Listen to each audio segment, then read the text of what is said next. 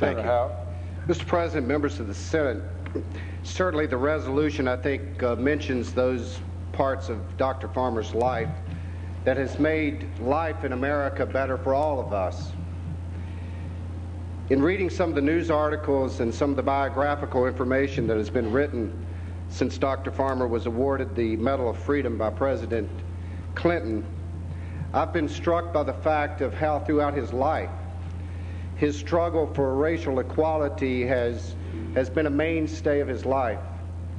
I read one news account when Dr. Farmer was a young boy growing up in the South, that on a hot summer day when he was thirsty and he and his mother were traveling through their town, he asked his mother if she could purchase him a soft drink. And of course, as the article went on to say, she had to say no. They couldn't go in there. She could not buy her son that soft drink simply because of the segregationist practices that were promoted at that point in history. Dr. Farmer stands as a sterling example, I think, for all of us, how throughout our lives, no matter what we endure and what conflicts are placed upon us, that those conflicts can become the avenues for change, the avenues to make all of our lives better.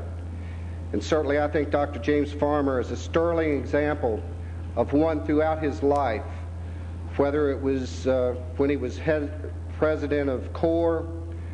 He was also head of the Center for Community Action Education. He served under President Nixon as an assistant secretary for the U.S. Department of Health and Education and Welfare. He served as president of the Council of Minority Planning and Strategy. Throughout his entire life, he's endeavored to break down those walls and to end the segregation that gripped this country for so long. And while it's hard for me to imagine the personal toll and the great strength that must have taken for he and the other freedom riders to travel from Washington, D.C. into the Deep South to make sure that just because of the color of your skin, you would not be denied the opportunity to participate in some of those daily events that we all take for granted. Mr. President, it's a great honor for me to present to the Senate Dr. James Farmer. At this time, I'd like to yield to Senator Lambert, who would also like to have some remarks. Senator Houck. Thank you, Mr. President. Before we escort Dr. Farmer to the podium for presentation of resolution, let me just share one other personal reflection. Obviously, this is a great honor for all of us, but I think it's particularly a great honor that Dr. Farmer visit here at the state capital, Virginia. Because if you think of it in the context of history, it was in this great capital where Jefferson and George Wythe and Thomas Nelson and Francis Lightfoot Lee and all of the rest gathered to discuss freedom and what that really meant for this new nation.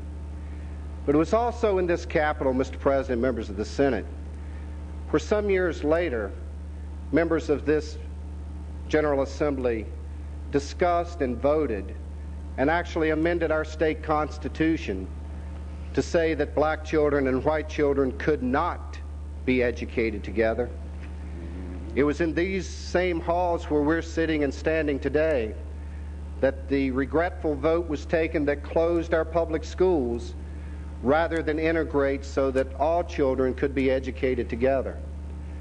So perhaps today is another milestone in the history of us as human mankind, that today we pause to hopefully close the loop and honor one of those great Americans who made sure that we never travel down those roads of segregation again. And with that, Mr. President, we'd like to bring Dr. Farmer.